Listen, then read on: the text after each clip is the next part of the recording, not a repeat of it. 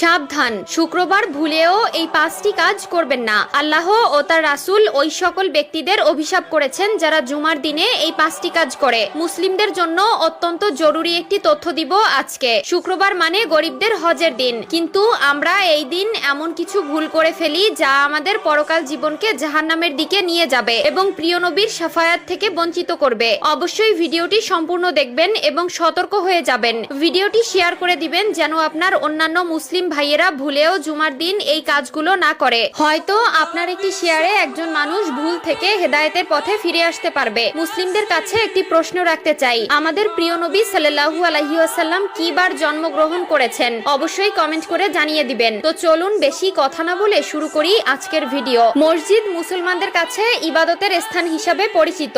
এরপরও আমরা মসজিদে এমন কিছু কাজ করে থাকি যা মসজিদের পবিত্রতা নষ্ট করে। তাই মসজিদের পবিত্রতা রক্ষার জন্য কোরআন হাদিসে নিষিদ্ধ বিষয়ের উপর লক্ষ্য রাখা উচিত। 1 নম্বরে কোনো নামাজি অন্য নামাজিকে উঠিয়ে দিয়ে বসা যাবে না। রুদ্দুল মুখতার 630। মসজিদের ভেতরে প্রতি ওয়াক্ত নামাজ একই স্থানে আদায় করার জন্য কোনো লোক নির্দিষ্ট জায়গা রাখতে পারবে না। 2 নম্বরে রয়েছে মসজিদে হারানো বস্তু তালাশ করা যাবে না, কারণ মসজিদে দ্বীনের কথা বা কাজ ব্যতীত অন্য কোনো কথা বা কাজ করা নিষেধ। মিশকাত শরীফ 654। হযরত আবু হুরায়রা রাদিয়াল্লাহু তাআলা আনহু হতে বর্ণিত, রাসূলুল্লাহ সাল্লাল্লাহু আলাইহি ওয়াসাল্লাম বলেন, তোমাদের কেউ যদি মসজিদে হারানো বিজ্ঞপ্তি দিতে শুনে তাহলে সে যেন বলে, আল্লাহ তোমাকে ওই জিনিস ফিরিয়ে না দিক, কেননা মসজিদ এই সকল কাজের জন্য নির্মাণ করা হয়নি। মুসলিম শরীফ 568।